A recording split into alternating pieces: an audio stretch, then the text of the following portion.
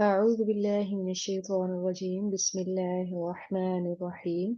رب اشرح لي صدري ويسر لي أمري واحلل عقدة من لساني يفقه قولي رب زدني علما اللهم فقهنا في الدين اللهم إنا أسألك علما نافعا ورزقا طيبا وعملا متقبلا اللهم انفعنا بما علمتنا وعلمنا ما ينفعنا وزدنا علما اللهم فقهنا في الدين اللهم لا سهل إلا ما جعلته سهلا وأنت تجعل الحزن سهلا إذا شئت اللهم أرنا الحق حقه وارزقنا اتباعه اللهم أرنا الباطل باطلا وارزقنا اجتنابه ربي يسر ولا تعسر وتمم بالخير آمين يا رب العالمين الحمد لله والصلاة والسلام على رسول الله صلى الله عليه وآله وسلم السلام عليكم ورحمة الله وبركاته वालेकुम अस्सलाम वरहमतुल्लाहि वबरकातुहू। सूरत ताहा आयत नंबर 18 से 23 तक पढ़ेंगे। आज के लेसन का आगाज करते हैं। अऊज़ु बिल्लाहि मिनश शैतानिर रजीम अऊज़ु बिल्लाहि मिनश शैतानिर रजीम।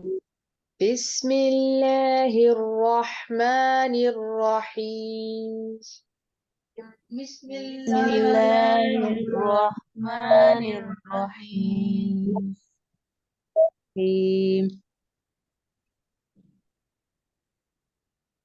قال قال هي عصاي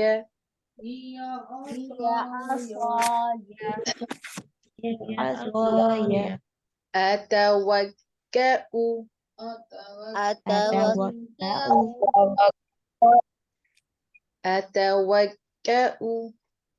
أتوكأ عليها عليها وأحش وأهش وأهش بها بها على غنمي على غنمي على غنمي ولي ولي فيها فيها مآرب مآرب أخرى أخرى. قال هي عصاي أتوكأ عليها وأهش بها على غنمي ولي فيها مآرب أخرى قال هي عصاي أتوكأ عليها وأهش بها على غنمي ولي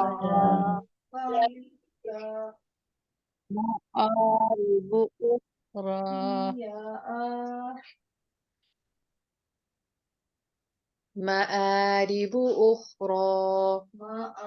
مآرب أخرى قال هي عصاي أتوكأ عليها وأهش بها على غنمي ولي فيها مآرب أخرى قال هي عصاي أتوكأ عليها وأهش على غنمي ولي فيها مآرب أخرى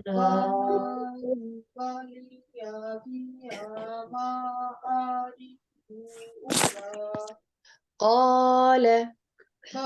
قال ألقيها ألقها ألقها ألقها يا موسى يا موسى قال ألقها يا موسى قال ألقها يا موسى قال ألقها يا موسى قال ألقها يا موسى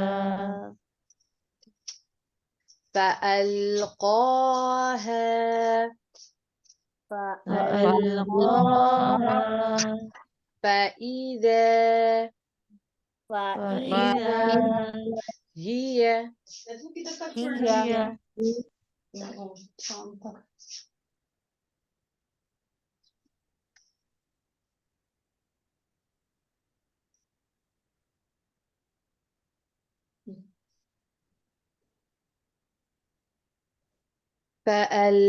فألقاها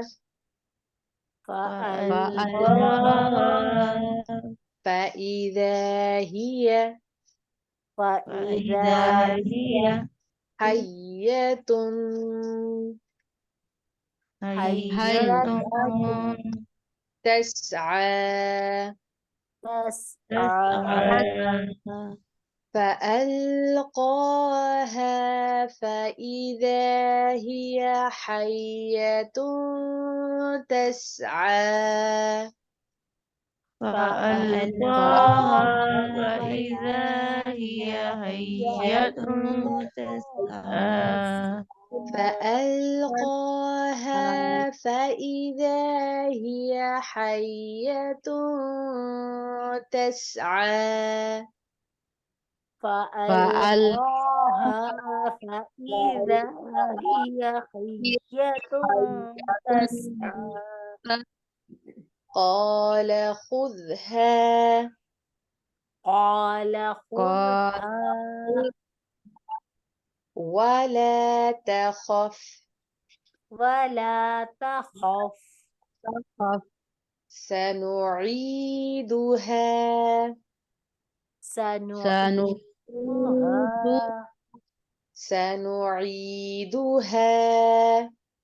سنعيدها سيرتها الأولى سيرتها الأولى قال خذها ولا تخف قال خذها ولا تخف قال خذها ولا تخف قال خذها ولا تخف سنعيدها سيرتها الأولى سنعيدها سيرتها الأولى سنعيدها سيرتها الأولى سنعيدها سيرتها الأولى واضمم يدك واضم يدك واضمم يدك واضم يدك إلى إلى جناحك جناحك تخرج تخرج بيضاء بيضاء من غير من غير من غیر من غیر سوء سوء آیة أخرى آية أخرى واضمم يدك إلى جناحك تخرج بيضاء من غير سوء آية أخرى واضمم يدك إلى جناحك تخرج بيضاء من غير سوء آية أخرى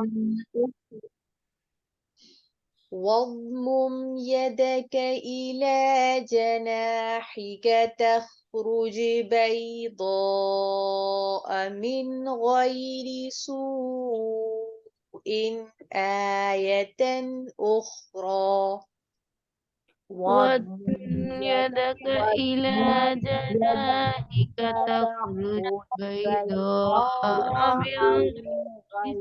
سوء آية أخرى لنريك لنريك من آياتنا من آياتنا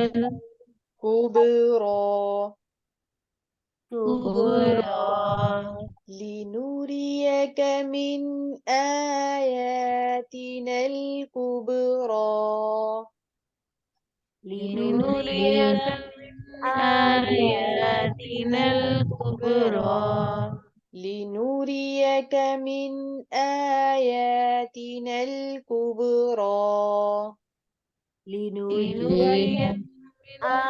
آياتنا الكبرى سبحانك اللهم وبحمدك نشهد أن لا إله إلا أنت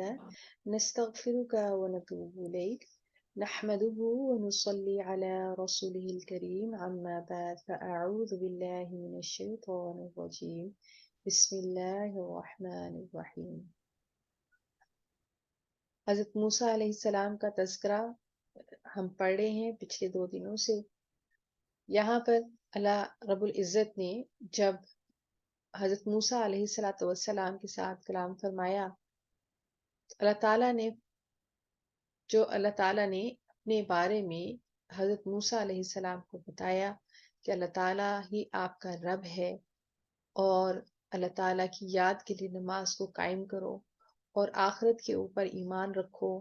اور آخرت کو اللہ تعالیٰ نے اس لیے رکھا ہے تاکہ ہر انسان کو اس کے کیے کا بدلہ دیا جا سکے. پھر اس کے بعد اللہ تعالیٰ نے جو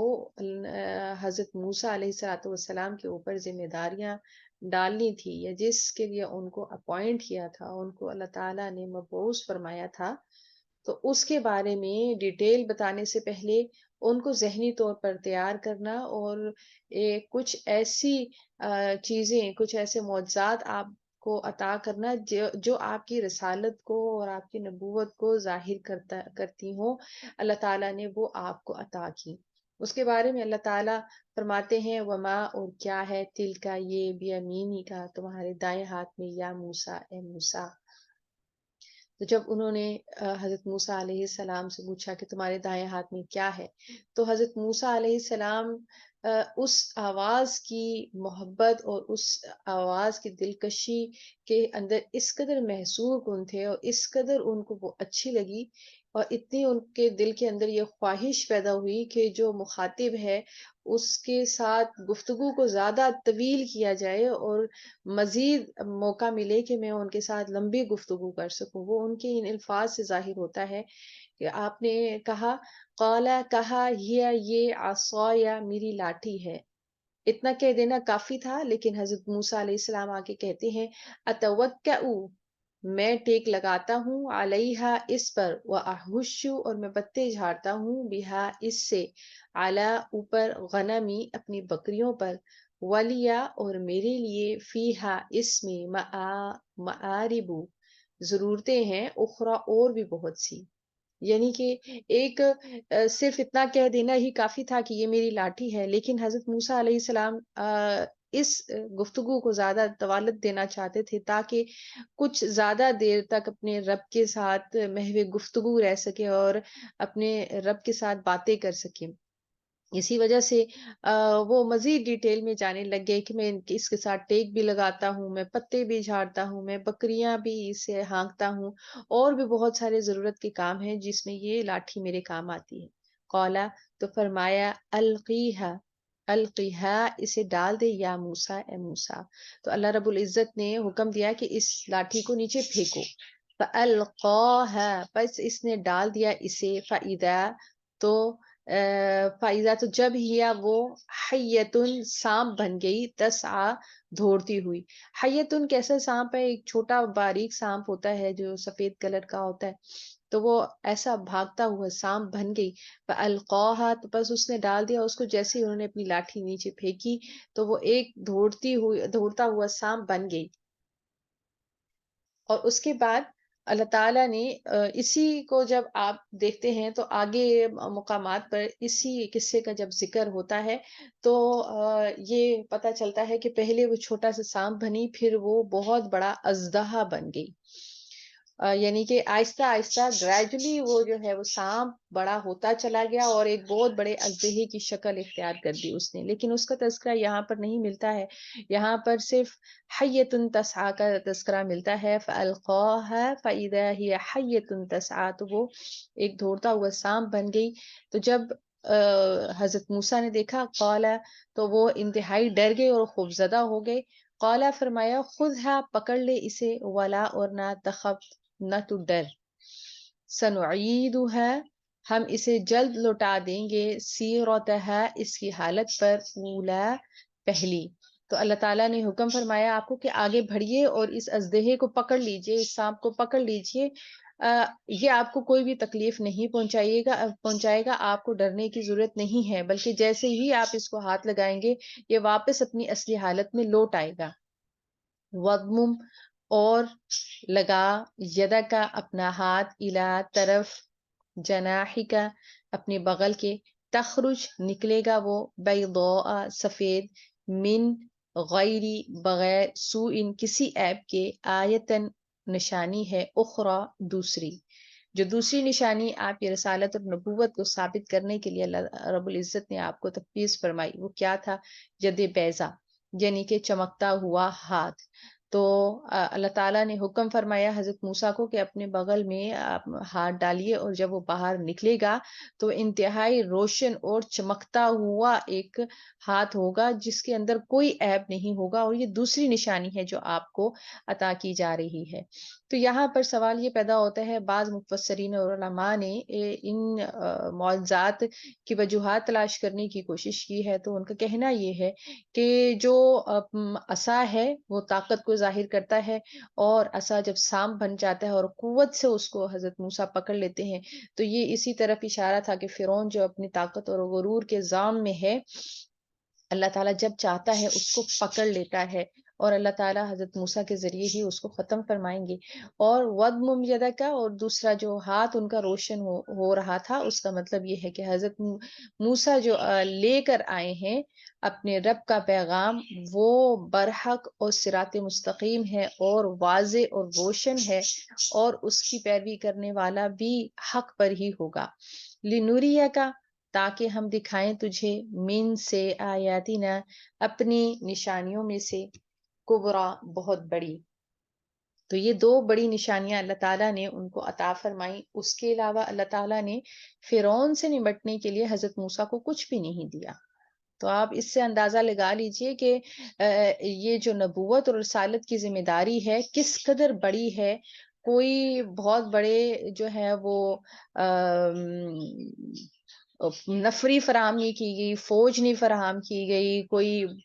بمز نہیں دیے گئے، کوئی اور اکوپمنٹس نہیں دیے گئے کہ جس کے ذریعے سے ایک بہت بڑی فوج کشی کر کے اور اس کو مغلوب کیا جائے، ایسا کچھ بھی نہیں تھا۔ تو اللہ تعالیٰ نے کیا چیزیں دی ہیں کہ جس کے ذریعے سے اللہ تعالیٰ نے اپنا حق ان تک پہنچایا ہے۔ یہ بہت ہی سوچ سمجھ رسالت اور نبوت کا کام انتہائی مشکل اور تھکا دینے والا اور انتہائی بھاری ذمہ داری ہے، اور اللہ تعالیٰ نے اس ذمہ داری پوری کرنے کے لیے یہی 2 چیزیں تھی جو اللہ تعالیٰ نے ان کو عطا فرمائی۔ اللہ تعالیٰ سے دعا ہے کہ اللہ تعالیٰ ہمیں اور آپ کو قرآن پاک کو صحیح معنوں میں سمجھنے، اس پر عمل کرنے، اس کو ہمیشہ یاد رکھنے اور دوسروں تک پہنچانے کی توفیق اور ہمت عطا فرمائے، آمین یا رب العالمین۔ اللہ اکبر کبیرا والحمد للہ کثیرا وسبحان اللہ بکرۃ واصیلا، اللهم صل وسلم على نبينا محمد، ربنا لا تؤاخذنا إن نسينا أو أخطأنا، ربنا ولا تحمل علينا إصرا كما حملته على الذين من قبلنا، ربنا ولا تحملنا ما لا طاقة لنا به واعف عنا واغفر لنا وارحمنا أنت مولانا فانصرنا على القوم الكافرين، ربنا لا تزغ قلوبنا بعد إذ هديتنا وهب لنا من لدنك رحمة إنك أنت الوهاب، ربنا آتنا في الدنيا حسنة وفي الآخرة حسنة وقنا عذاب النار، آمين. اللهم إنا أسألك الهدى والتقى والعفاف والغنى، اللهم أحسن عاقبتنا في الأمور كلها وأجرنا من خزي الدنيا وعذاب الآخرة، ربنا تقبل منا إنك أنت السميع العليم وتب علينا إنك أنت التواب الرحيم، سبحان ربك رب العزة عما يصفون وسلام على المرسلين والحمد لله رب العالمين، سبحانك اللهم وبحمدك نشهد أن لا إله إلا أنت نستغفرك ونتوب إليك، آمین یا رب العالمین۔ السلام علیکم ورحمۃ اللہ وبرکاتہ۔ وعلیکم السلام ورحمۃ اللہ ورحمۃ اللہ وبرکاتہ، وبرکاتہ۔ جزاک اللہ خیرا کثیرا۔ وعلیکم السلام علیکم۔